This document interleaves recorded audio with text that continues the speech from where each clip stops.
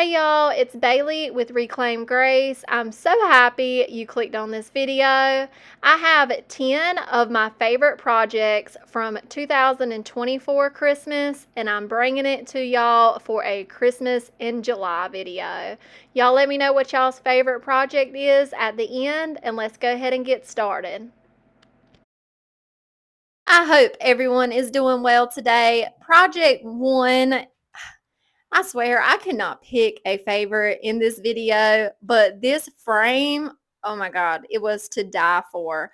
I paid $2 for this nice size, thick wooden frame at a yard sale a few weeks ago. So we're going to start off this project like we do with all of our thrifted items by giving it a really good clean. I even used a brush to try to work that Windex into the details to get out all that dust and grime.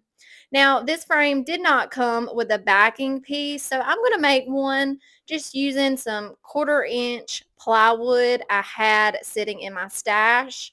Just placing that into that little carved out area, and I made a couple marks, and I would take this to my miter saw and cut this board to fit. I painted that backer board white. I did a couple coats of just some white paint, and we're going to use this gorgeous winter master board. I don't know if that's the name of it, but it is from Roycycled Treasures. And I just picked out a piece of the paper that I like the look of and cut that out a little bit larger than my backing piece. I'm using my polyacrylic mat for my decoupage medium today. I always like to mist my paper when I apply it. It just helps just open the paper fibers, and it really helps eliminate all wrinkles. I do use my paintbrush just to smooth that paper out, making sure it makes good contact with our backer piece. And then I will just work in sections all the way up until we get this whole paper decoupage to our board.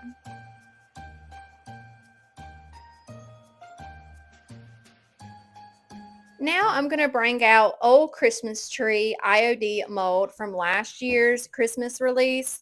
And I have warmed up some IOD air dry clay into my hand and formed it into a rough shape of our mold. And I'm just pressing that into our mold with my thumbs. And I did sprinkle some cornstarch and mix that around really well with my paintbrush because this mold has a lot of details. I could have used resin here. I don't really know why I didn't.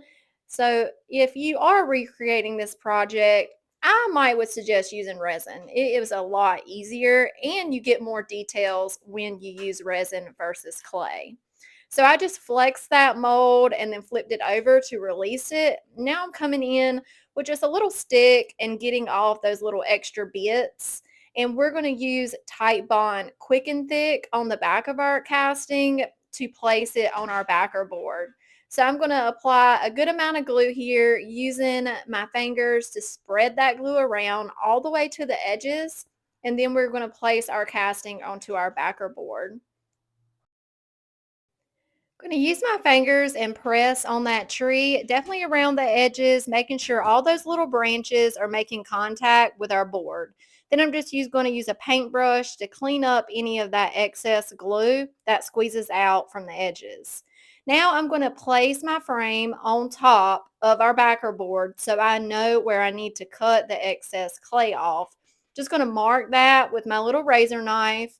And then I will lift up that frame and peel off those excess clay pieces. And I will wipe up that glue so we don't make a mess. This might be the reason why I decided to use clay, because the resin I use cures really quick and it's near impossible to cut if it sits longer than 10 minutes. So that makes a little more sense. Now I am going to dust that same old Christmas tree mold with some more cornstarch, and I'm going to work some clay into this star, and we're going to place this star on the top of our Christmas tree. Just going to be using some more Tight Bond Quick and Thick and get this star placed.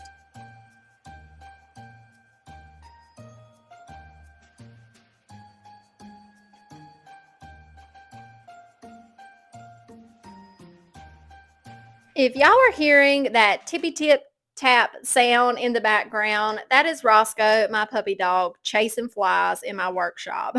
He picks the worst time ever. I'm so sorry. So now we're coming in and painting our mold. I'm using this gorgeous green color by Fusion. This is my favorite green called Carriage House.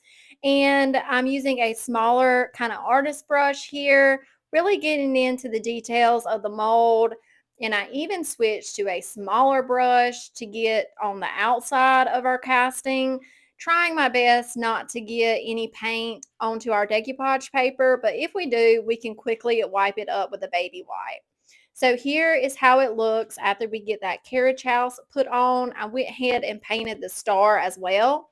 And now we're coming in with Oakum by Fusion and an even smaller artist brush, and we're going to paint the trunk to our tree. And I did decide to put some of the oakum on the trunk and the branches that you can see in the actual tree. This is obviously optional, but I did decide I wanted to add this extra detail. This kind of detail work is very therapeutic to me. It just calms my mind, and this is the reason why we craft, y'all. And it's so peaceful just to take your time and do something like this. Also, I was listening to a good Audible book. And what do y'all do whenever you're crafting? Do y'all watch TV? You watch YouTube? Listen to a book? Let me know in the comments down below. So now I'm coming in with my antique gold rub and buff and a small artist brush, and we're going to add that to our gorgeous star. Just took my time to get to those edges, and this project is coming out so beautiful. I did feel like we needed a little bit more gold since we added that star. So I brought out this gold gilded transfer thing. This is called tinsel. And I cut out a few snowflakes. I'm going to add 3 snowflakes to our backer board around the outside of our tree. Whenever you're applying one of these gold gilded transfers, always remember to use light pressure and try to keep your transfer stick just on the gold part you're trying to transfer. Now I'm taking a little brush. I dipped it in some white paint. I did offload that a bit, and we're going to add a little bit of snow to our tree. This is just tapping a little bit of dry brush, add as much snow as you want, or don't do this step at all. I think this really finished the project for me. And then we are almost done. I did need to seal up those transfers that we added to the front. So I just quickly went over those, and then we are going to use a staple gun, and I put about 4 staples just to hold that backer piece in, and then this project is done. Absolutely love how this one came out. Love it. Priced it at $45.95. Y'all let me know what y'all think about this project.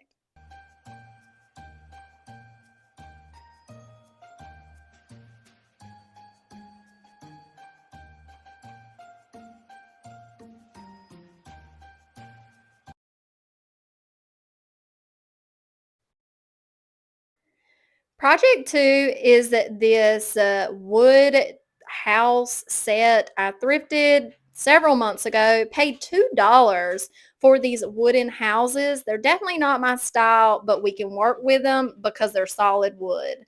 Showing you some measurements here in case you don't find something like this. But I want to change up the shapes on some and keep the shapes like they are for others. So I'm at my miter saw station. I just have some 1x4 material. I always have scrap wood laying around my shop. I'm going to turn my miter saw to 45 degrees, and we're going to make this cut. And always practice good PPE, y'all. I have my hearing protection on, eyeglasses, and I'm just being very careful. So we're going to make this cut, and I'm going to figure out if I like it by just holding it up to the back of the board. And then I will use that one as a template to make my second cut. We're going to use Tite Bond Quick and Thick to apply a little bit of glue. This side you're seeing right here is the back side of what we are creating is some churches. Made sure I'm using the appropriate size nails, so I just tested that out. I'm the world's worst for shooting longer nails into projects. And I'm just going to use my battery operated brad nailer, just shooting a few, looking at it, making sure I'm liking the way it is looking, and then I will attach the other side the exact same way using a little bit of wood glue and a few nails to keep it in place until that wood glue is good and dry. And here is the shape for our first church. I really like how this one is looking, but for my other churches, I wanted a steeper point to the top. So as you can see, I marked some cut lines that I'm going to use my jigsaw to cut those out. And I made sure my board was clamped really well to my work area. Just taking my time following that line until we get this part cut off. I did sand everything very well and kind of sanded over those sharp edges. And here are three churches. This is the back side. I took these outside. Oh, as you can see, I did add a little bit of block to the back and kind of tilted them a little bit because they were a little bit front heavy. I did prime these with some brown spray paint just to get rid of all that color. And now we're coming in with raw silk by Fusion, and we're going to give all three churches two really good coats, getting the front, the back, the sides, everything a good coat.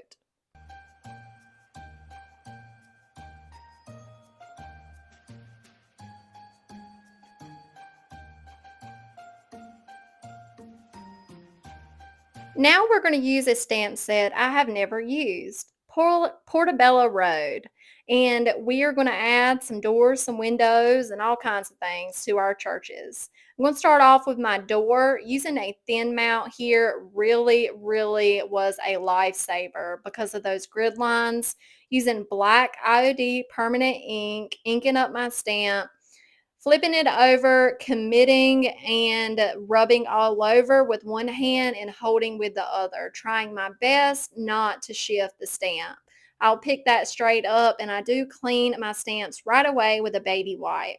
As you can see here, those grid lines are a lifesaver. I just line up one of those lines with the edge of my board so I know where to lay my stamp back down at, just lining up that line with the edge, and then we will press on our window. I just continued this process. On this church, I decided to add 4 windows to the center, and when I went in to do the stamp I'm doing right now, those grid lines saved me again, so I can make sure they're level and straight. And I did decide to use a different window whenever I made it to the sides of our church.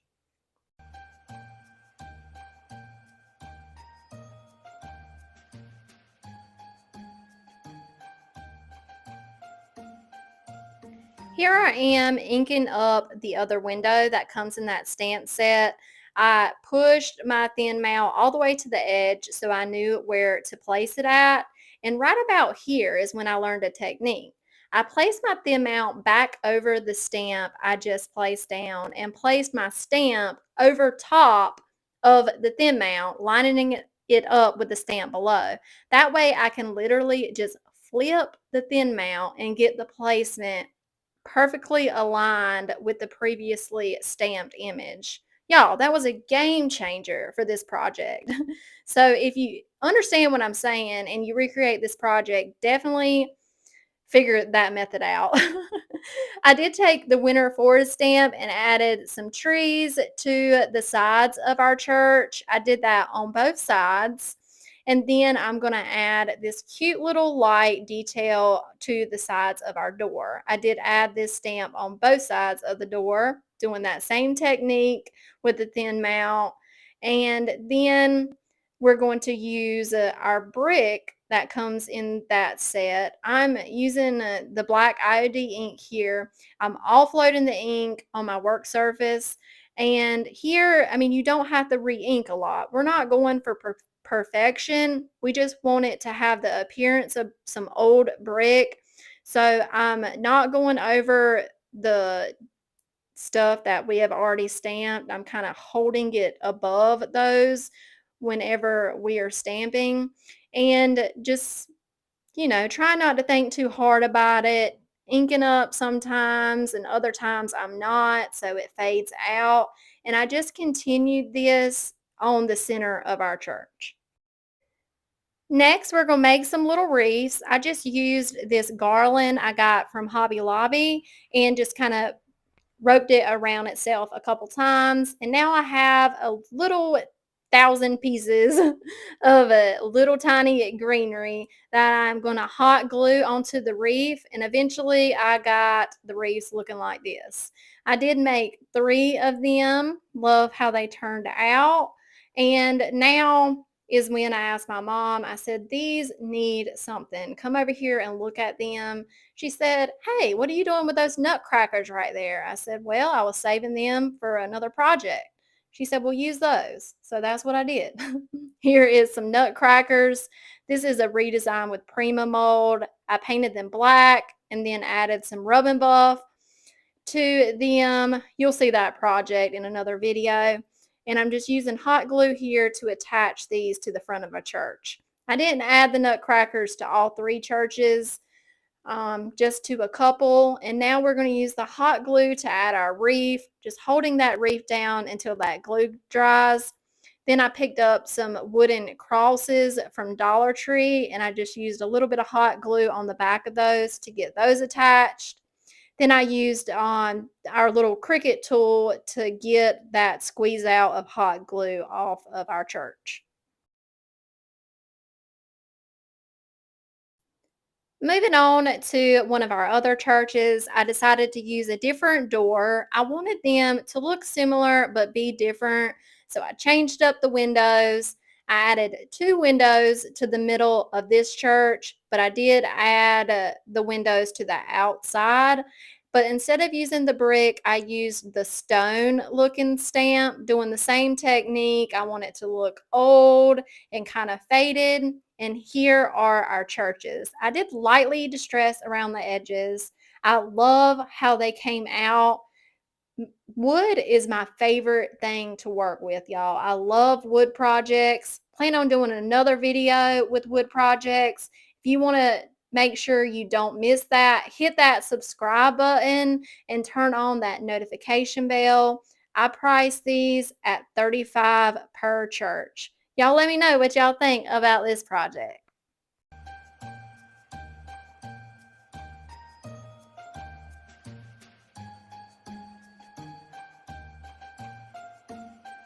Moving on to project 3, we're starting off with one of IOD's wood arch blanks. I have some of these for sale in both of my vendor booths, and I have not sold one yet. So I was like, I'm going to use them. I love the shape of these arch wood blanks. They run about $19 per board, and they're just gorgeous. We're going to start off by painting the outer edge. I'm using a fusion color here called soapstone. And if y'all know me by now, you know I'm more of a green girl, but this blue color is gorgeous. I am loving on this color. I did make sure I get all the paint into the edges, and I did go onto that center part a little bit just to make sure we didn't have any raw wood peeking from underneath. I'm going to use this gorgeous tree transfer out of Crimson Velvet Transfer Book, just cutting off that bottom edge so we can figure out placement here. Those grid lines on top of the transfer sheet really help you out whenever you're cutting images down like this. So I'm just going to use my scissors and follow that crease line, cutting our image to fit.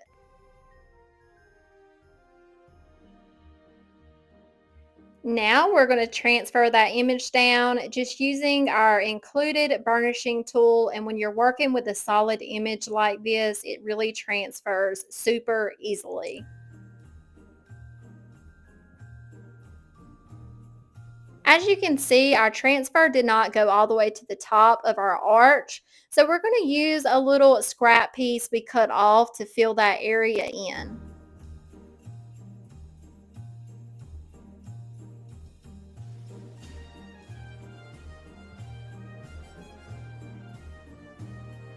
Now we're going to add some details to that outer edge of our blank. I'm going to use the old Christmas tree mold again, this gorgeous garland.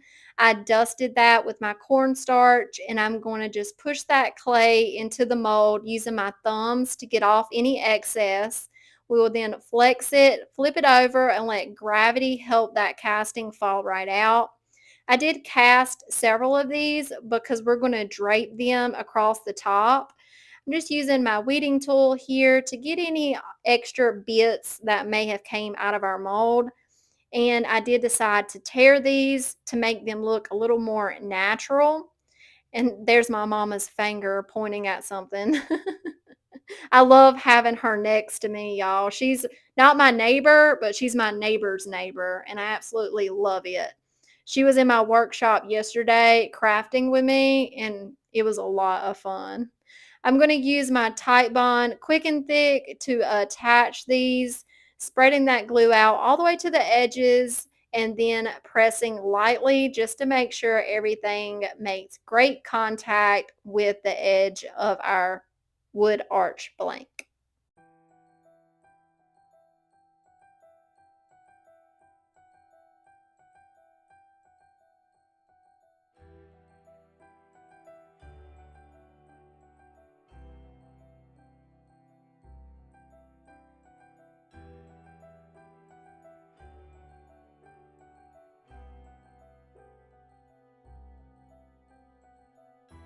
So we are finishing up attaching these molds, and then I wanted to get all that excess glue squeeze out up before it dried. It's always easier to clean up that glue as we go.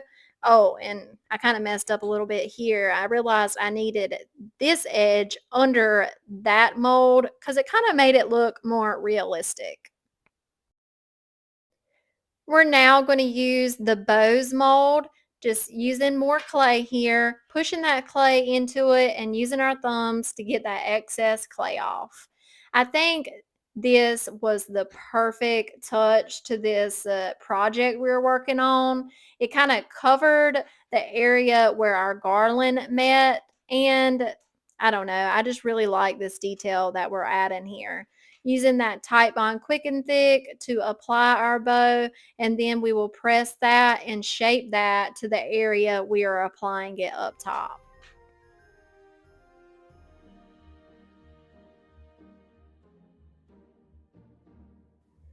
And here is how we are looking so far. Think it is looking great. I did let our clay dry for about an hour, and then we're going to come in with some more of that soapstone paint just to get a good coat on it before I let it dry for the night. Didn't want the clay to crack, so it's always advised to put a coat of paint on it. It slows down that drying process and helps with cracking and shrinking.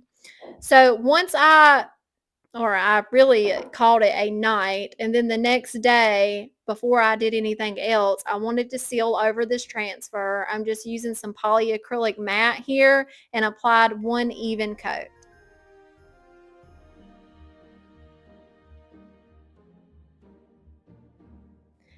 Next, we're going to take our carriage house and add a little bit of color to our greenery. I am lightly dusting just the tops of our garland with this carriage house color. I'm not going for full coverage. I just wanted a little hint of green. I did this on all of my garland that we added to our gorgeous artwork. And I did grab a smaller artist brush to work in those corners around the mold and around our bow mold.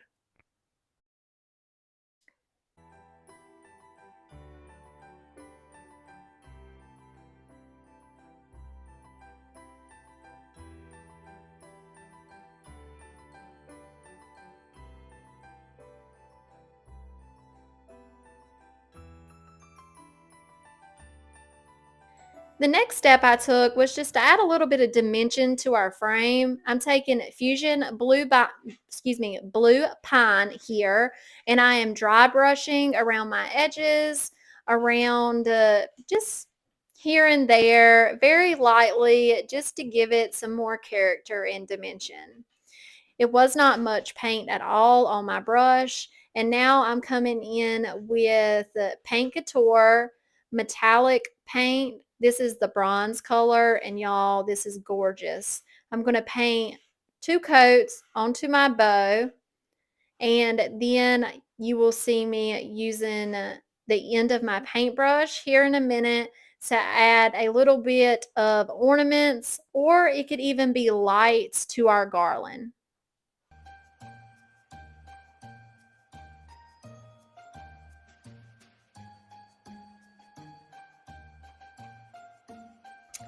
The last step is just to finish this back. I just took some of that blue pine paint and put 1 coat on the back of our artwork. This finished it off nicely, and then this project is done. I loved working on this project, y'all. I priced it at $42.95, and y'all let me know what you think about this project.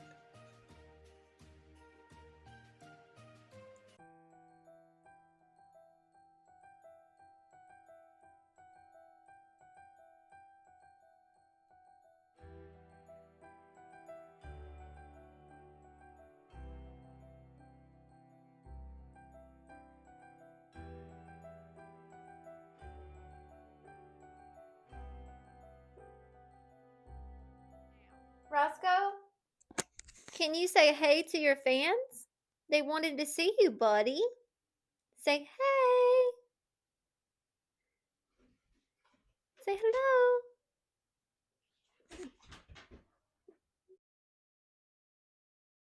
Okay, our first project is this gorgeous wooden frame. It's been around my workshop for a while, but I'm pretty sure I didn't pay more than a couple dollars for it. I'm going to get some measurements so we can cut out a backer piece. I got 16 by 14. Went to my miter saw and cut a piece of 1/4 inch plywood. I did sand those edges because when you cut thin plywood like this, they tend to splinter. And we're going to give this backer board a good coat of paint. I'm using Fusion Mineral Paint. This is the color Raw Silk, and this is my absolute favorite off-white color. I did give this 2 good coats.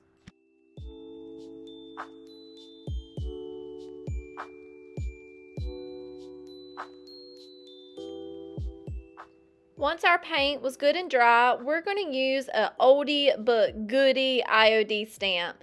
This is Barnwood planks, and I picked out the 2 wood grains I want my backer piece to have, and I have kind of already figured out spacing here.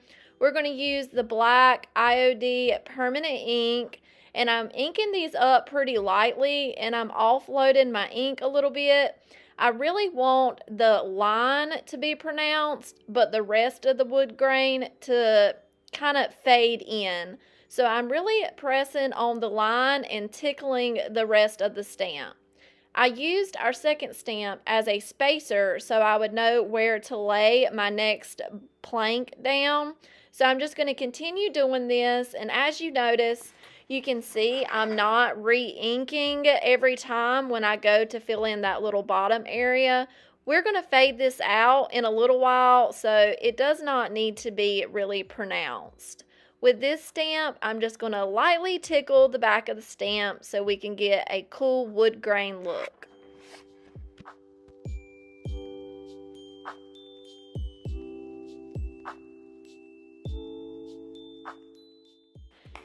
Whenever I'm using stamps, I always have baby wipes right next to me because as soon as I get done stamping with them, I go ahead and clean them and put them back because they are very easy to lose.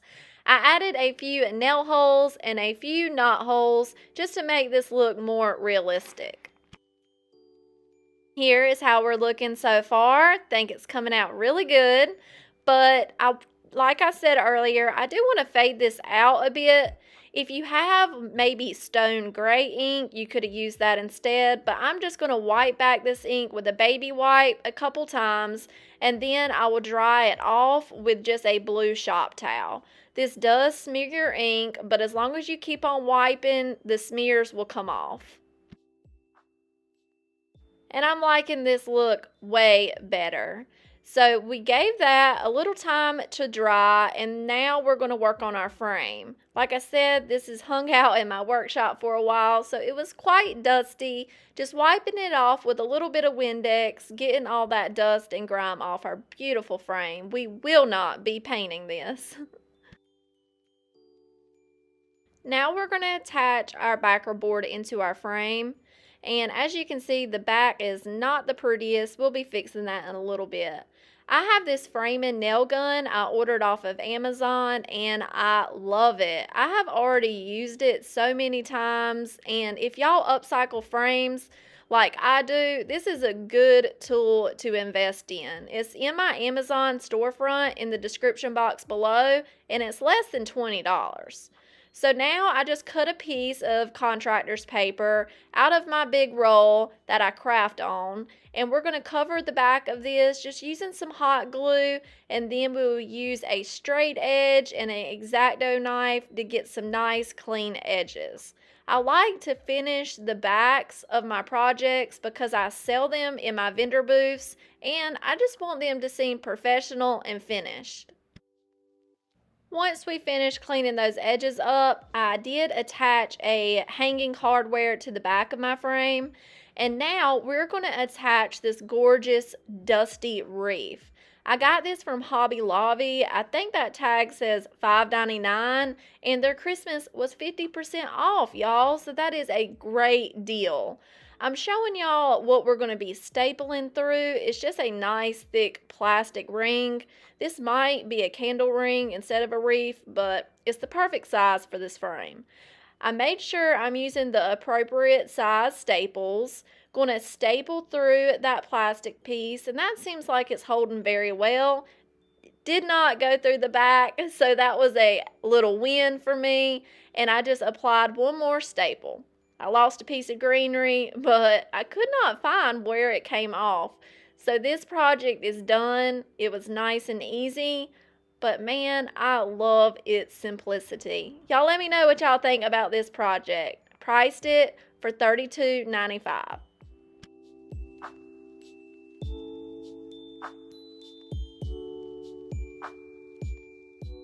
Project 2 is a slate wall hanger my mom gave to me, so it was free. She wanted me to upcycle it, so here I am upcycling it.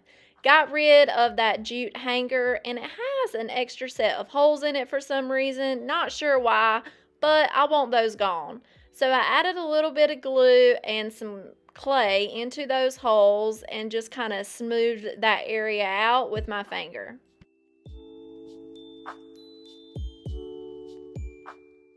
We're going to paint this slate with Raw Silk by Fusion. Again, like I said, this is just a great color to have. And Fusion Mineral Paint is an awesome paint to upcycle with because of the all-in-one paint, the built-in sealer, top coat, all that good stuff. It just makes it easy, and it goes on like butter. So I applied a nice even coat, and then I started to see the text coming through like it was raised, and I didn't think about sanding it before we get started. So I added a little bit of texture to my paint, and with my second coat, I'm going to do a little bit of pouncing just to hide that wordage that is coming through. We're going to be applying this paint inlay. This came out of the Gloria packet from the Christmas release. And we're going to cut our gorgeous tree out, figure out our placement here. I did already lightly miss the paint side of our inlay, and we're going to apply it in top coat. I always use top coat when applying inlays because you do not get those ugly panty lines. So I applied a nice starter strip, misted the paint side of my inlay again, and we're going to go ahead and get that section applied. I'm just going to press down with my fingers until we get it all smoothed out. And then we're going to just continue working down our piece of slate. Got something on my brush here, so we're going to pick that out and keep on moving. And as you can see, I'm going ahead and applying the top coat to the other areas where I'm not applying the inlay. This will just make our finish evened out. Once you get your paint inlay applied, we're going to mist the back of it and then make sure everything has really good contact with the surface we're applying it to. Dabbed off that excess water with a blue shop towel, and y'all know I am a impatient crafter, so we're going to zap that dry with our heat gun, and here's what it looks like when it is back dry. The paper starts to fold up a little bit. It becomes a cloudy color. So now we're going to remist our inlay. We're going to give it about 5 to 10 seconds. Dab off any excess water with that shop towel again, and then the magic happens. We're going to pick a corner and slowly, I have left this in real time, y'all, slowly start peeling the inlay back. This part is, of course, my favorite part when using an inlay. It is just so awesome when you go peeling it back and you have a perfect reflection. So I'm going to show y'all, this is the back side of our inlay. There's still plenty of paint left on that. So I'm going to sit it off to the side and let it dry, and we can use it a second and even third time. So I did take this outside once it was dry and sprayed it with a clear coat because I did not want to deal with any smearing. And we're going to use this gorgeous blue velvet ribbon I just got off of Amazon. We're going for a winter look here, not a Christmas look, and I think that blue velvet ribbon really says that. This was an easy project, definitely an upgrade. Y'all let me know what y'all think about this project, and I would price it for $19.95.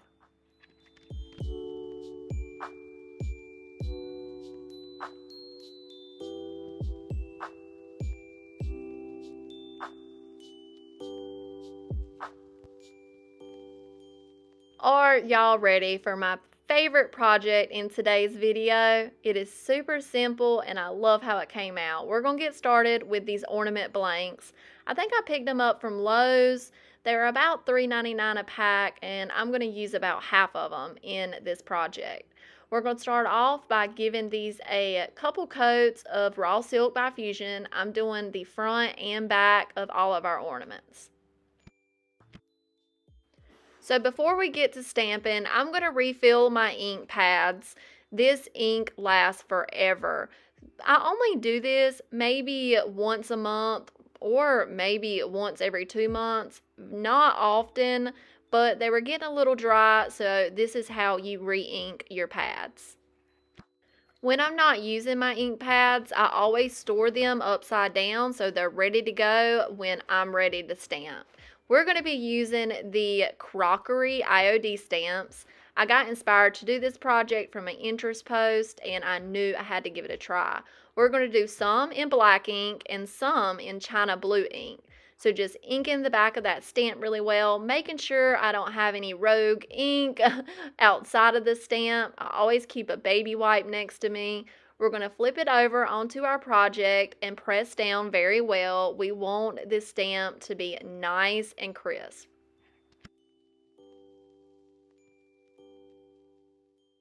And that impression came out perfect. We're going to continue to stamp up all our other ornaments. Like I said, I did do some in blue, and I also decided to do the back side. So this is going to be a double-sided ornament with the same design on each side.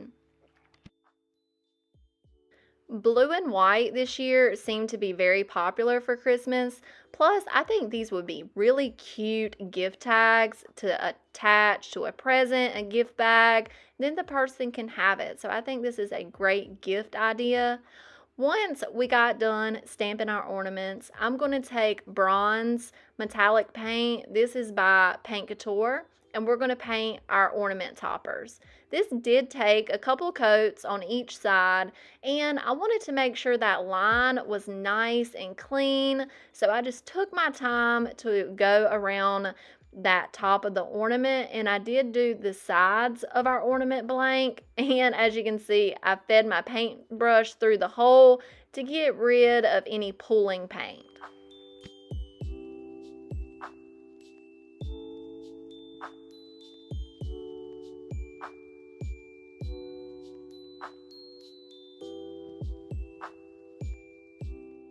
Now, here comes the fun part.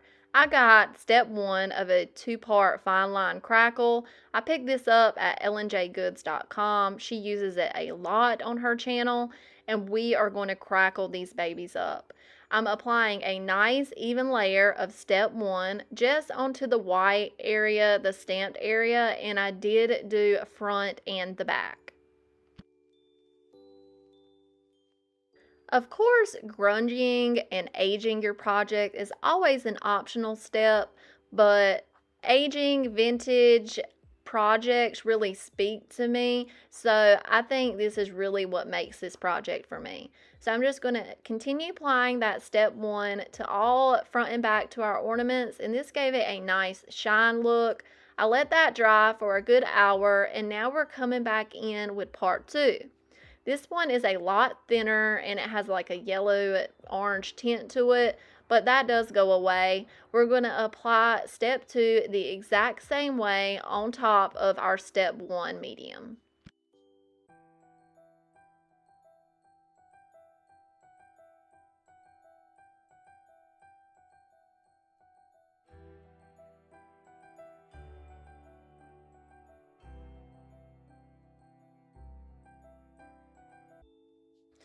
So here is how they are looking after that part 2 is dried, and it looks like ceramic to me, y'all. And that is the point. It has some nice fine line crackles to it, but we need to bring those crackles out. I'm going to do that by adding some Fusion Agent Wax, really buffing it into those fine cracks and then dabbing and wiping all the excess off. I did play around with this a little bit, kind of added some more here and there until I got it the way I liked it.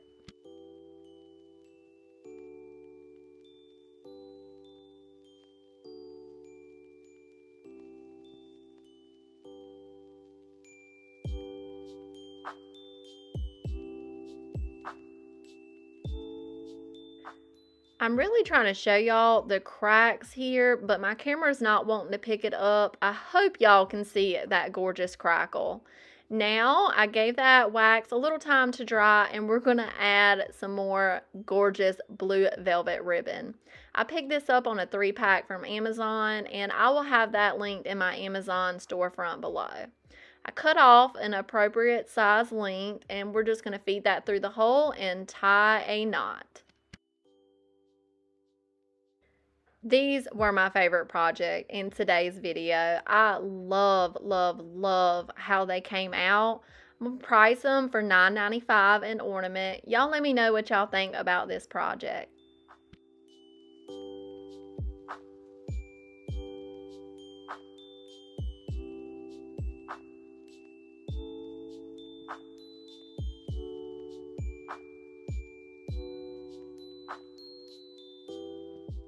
Our last project for today's video, we're going to start with the Les Cloche mold from IOD. This came out in the Christmas, and I finally have some back in stock in my vendor booths if y'all were looking for them. We are going to be experimenting for the first time with clear resin. This is my first time ever using a longer drying resin, and there's kind of a trick to it. So we're going to get these 2 parts mixed up very well. You need to follow the instructions that come with your resin because this can be pretty fickly. We're going to pour that into our mold. I just got a little stick here I'm using to make sure the resin runs into the little details of the mold. And warning, I'm not sure if you're supposed to do this or not. Please do your research. But I knew heat popped the bubbles, and I have no bubbles, so it worked, but please use caution when doing this with your IOD molds. We're going to be decoupaging some rice paper to the back of our molds, and as you can see, they did come out a little cloudy, but I will show you a step to get rid of that cloudiness as soon as we get done with this. So I'm just going to use a lead pencil and trace around my molds on each of our castings. We're going to turn these into some gorgeous snow globes. So once I had those traced out, I gave them a rough cut. It doesn't need to be perfect here because we will get nice clean edges in a later step. I got this rice paper from Decoupage Central, and I'll have her website linked down below. She has really fast shipping. That's why I like to order from her.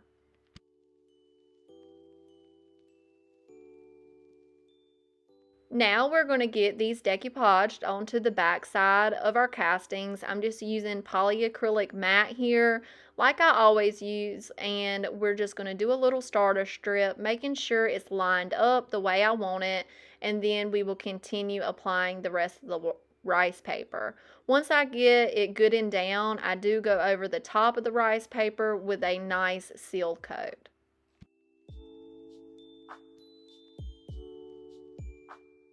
Just going to continue that process until we get all of our rice paper attached to the back side of our gorgeous see-through castings. Now is the time we're going to get rid of that excess rice paper. This is good and dry, and I'm just using a 120 grit sandpaper going around that edge, and it just cuts it right off. I like using this method because it gives you a nice clean look. Here they are, and now we're going to get rid of that cloudiness. All you have to do is apply a top coat to the top side of it, and it takes that cloudiness right away. So I went ahead and did that to all three of our snow globes.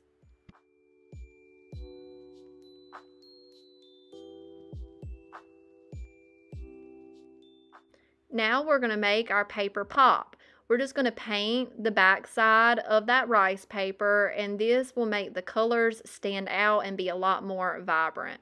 I just did one coat to the backs of our snow globes, going all the way to the top and all the way to our base. So now we're going to paint the stands of our snow globe. I'm going to start off by doing just a one coat of some coal black fusion paint. This is going to help our next step be more vibrant, and it would just give it a cool look. So I just quickly went over all of our bases, and I grabbed a smaller artist brush to go into the smaller areas. And right about here is whenever I realized I'm about to cover up my gorgeous church. I did not think about that as I was applying the paper, but can't win them all. It's going to be okay. It looks okay in the end. Once that paint was dry, I'm taking another artist brush, and we're going to apply some antique gold rub and buff over top of all the surfaces we just painted in black. I have found myself reaching for this rub and buff anytime I want to use gold. Don't get me wrong, I do love that Paint Couture bronze paint, but this just goes on like butter, and really I'm obsessed with it. I want to get some more colors to try out. What is your favorite rub and buff color?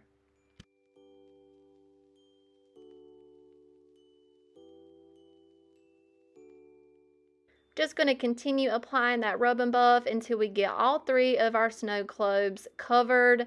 And on this one, I did decide to leave a little bit of white showing here, and it was a lot easier when I was doing this finer detail just to dip my finger in it. I know I should be wearing a glove. I got to get better about doing that kind of stuff, and it was just pretty easy using my finger to get that little bit of detail. So I want to make the backs of these pretty. They don't look pretty as they are, so I had the smart idea of adding glitter to the back of them. I regret it. Glitter is everywhere in my workshop. I love the way glitter looks, but I hate the cleanup. I just applied Paint Couture's Step 1 Crackle Medium. It dries tacky in about 30 minutes, and then once it was tacky, I applied my glitter. You can see I'm really not trying to get it on my hands here because I know I'll have it all over my face for days. Here is how they came out. They are gorgeous to me. I'm going to price them at $13.95 an ornament. Y'all let me know what y'all think about this one.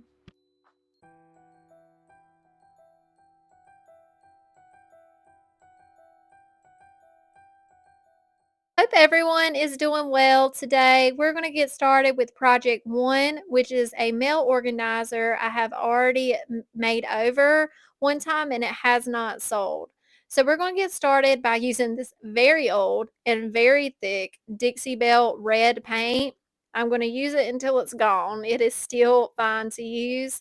And the bonus part, since it was so thick, I only had to give it one coat, which is always a plus. I'm cutting in around this outside edge and then I'm coming to do the front pieces.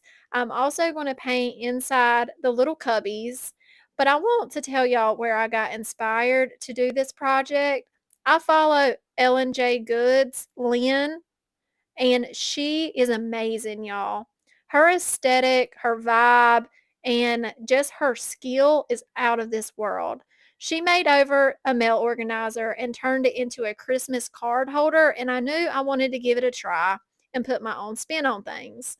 So after we got that red paint everywhere, I felt like it would look good. We're coming in now with Raw Silk by Fusion, and we're going to give the fronts of our little cubbies a few coats of this paint. It did take about 3 coats to get that gray paint covered up. I pulled some transfers out of the new IOD transfer book called Kitschy Christmas. And I'm just figuring out placement here. And once I'm happy with the way things are looking, we will start transferring. Every transfer book, comes with this little plastic. It's a hard plastic burnishing tool. I'm going to use to just rub all over that carrier sheet, and I will start lifting one corner and riding the wave is what they call it. It's lifting and rubbing at the same time, and this truly helps your transfers release a whole lot faster. We're going to get the rest of these transferred down. And with the two sweet angel girls reading a book together, their bottoms are going to get cut off, but I knew I had to keep them together in design wise because I just felt like they belonged together. They're two little sisters reading, and I just thought they were really precious. I wanted to keep them both together. So I did have to waste a little bit of a transfer there, but I honestly didn't feel too bad about it. Once I burnished all the transfers, we're coming in with the two-part fine line crackle. This is only probably my second time after those Santa mugs y'all see me upcycle a few videos ago. So I'm still pretty experimenting with this product. So I'm just trying different paintbrush strokes because I have used another crackle medium before and I have learned that the most random paintbrush strokes give you the most natural crackle. So I applied that step one. I am a very impatient crafter, so I dried it with my heat gun. I let it cool off, and now I'm coming in with a new brush with the step two, applying it the same way we did the step one, and then I let this sit overnight to dry.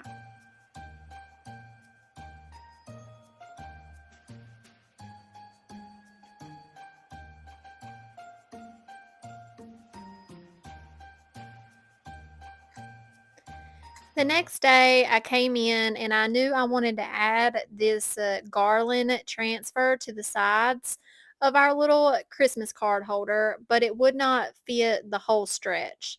So I cut it in the most natural way I could, and we're going to come in at the top and apply a piece, and then at the bottom and apply a piece going up. Just transferring that down, and then I will burnish these very well with that little protective sheet.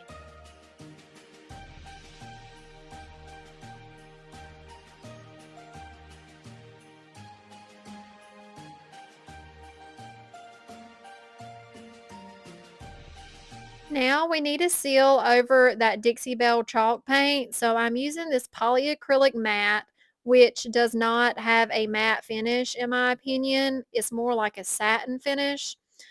And that's kind of what I was after. So everywhere we have red, I'm going to apply this polyacrylic, trying my best not to get onto those white pieces that we applied that two-part crackle, because this polyacrylic is a water-based product, and I learned from last time that the fine line crackle does not work well with water-based products. So I'm just going to apply a one coat coverage layer, and then we are going to come in with the Fusion Agent Wax and bring out those crackles to our little front dividing pieces. Do y'all feel like some days y'all talk better than others? I know I do. Like sometimes I get up here and do this voiceover and I'm like, yeah, that was great. And then other times I'm like, Bailey, words. It's not that hard. So y'all bear with me. We're going to buff in that wax on each of our little sections. And whenever I get to the top piece, I start experimenting a little bit by dabbing instead of wiping. And I really like the way that looked. Also experimenting with how much agent wax I am going to wipe back. I'm just going to play with it until I get it all into the crackle and I like the way it looks. Here I'm trying to show y'all that gorgeous crackle. That just makes me so happy. I'm so glad I found this product. I really like the results I get from it. Last step is just to antique gold rub and buff those little hooks, and this project is done. I absolutely love how this came out. I would price it at $24.95. Y'all let me know what y'all think about this project. And y'all let me know what y'all are doing with those kitschy Christmas transfers I know y'all bought.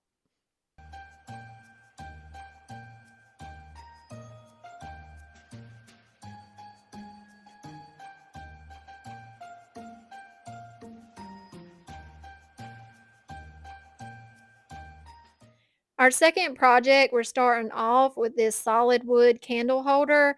I don't even know when I picked this up, but I'm sure it was at Salvation Army, and I'm sure I only paid like a dollar or two for it. I'm gonna get all the candle wax out of that little hole, and we are going to end up drilling a hole in that centerpiece because we're going to end up putting a Christmas tree down in it. So I just got one of my bits out that fit, that I thought that the tree stem would fit in, and drilled us a hole. Now we're going to come in with our Sweet Pickins. I think I just showed y'all the color. It's a white milk paint. This comes in a powder formula, and you have to mix it equal parts powder to equal parts water. So I'm just going to do one scoop of each, and then we will come in with our little metal whisk and whisk that for a few minutes, and then we will set it to the side and let it thicken for about 10 minutes. Then coming in with my Windex and just giving our project a good clean. I got all that candle wax out of that hole, and we just want to start with a nice clean surface.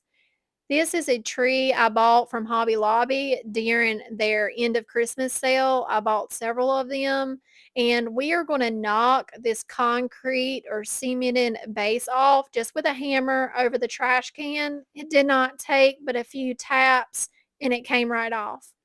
But now we have this glue to deal with. So I'm just going to use my heat gun and melt that glue and wipe it off with a paper towel. And I had to end up doing that a couple times until I could get that base to fit into our hole.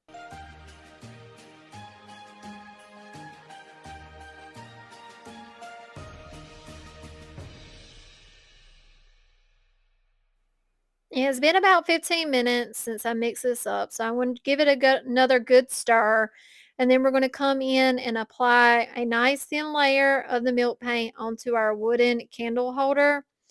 And I want y'all to see like how thin this paint is. Like the first coat always looks a little scary, like you're not going to get coverage, but I always zap that dry with my heat gun. And then whenever you come in with the second coat, the paint really sticks to that first layer and you get a lot better coverage.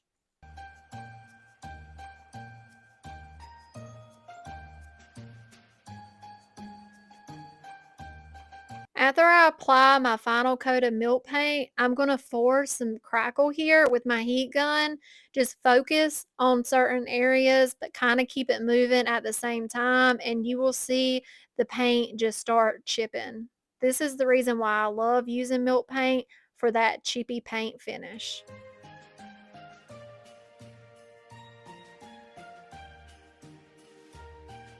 Once your paint is dry, now's the fun part. I'm just going to use my fingers and just go over the surface to get rid of any chippy paint.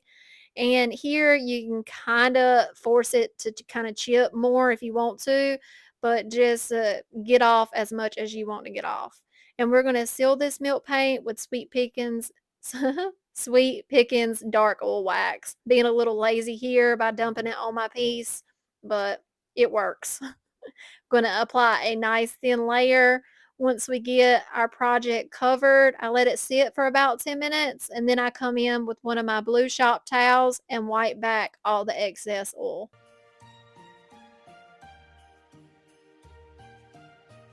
Our next step is to add our tree to our gorgeous crackled stand. Just using hot glue here, applying that hot glue into the hole we made, and then shoving that tree stem down in there.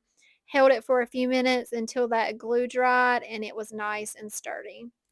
We're going to use this gorgeous velvet red ribbon I got from Amazon. This is linked in my description box below, along with a lot of other supplies I get off Amazon. If y'all are ever curious, this is some gorgeous ribbon and it was a great deal. Just going to tie this around my tree base and then this project is all done.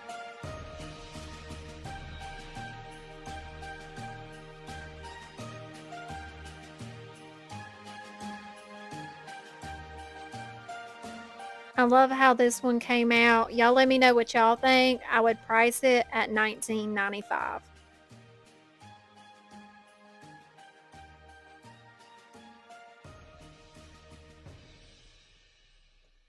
Our third project today is this gorgeous picture I've had in my stash for a few months.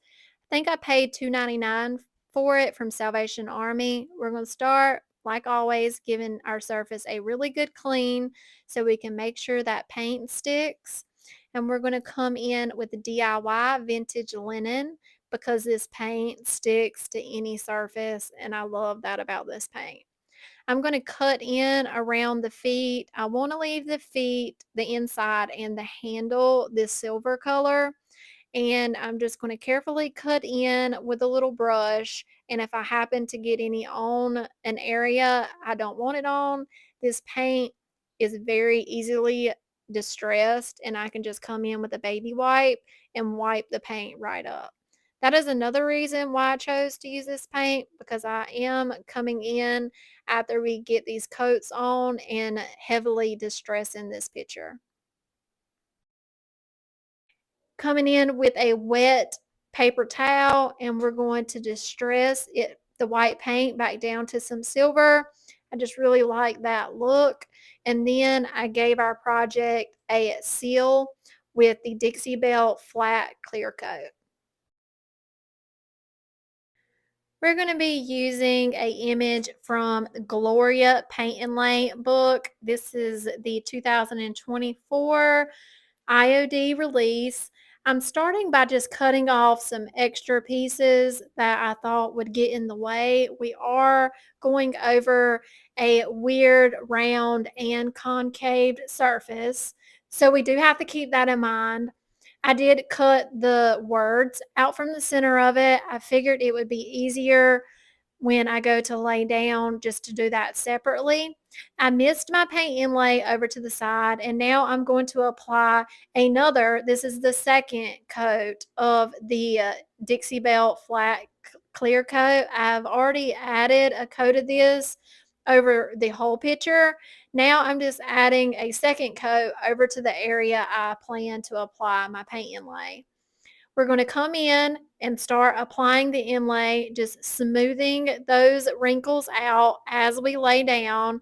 I'm working side to side, holding up that other side until I can get this side laid how I want it to lay. And I did have to give a little bit of relief cuts in there because it wasn't laying flat.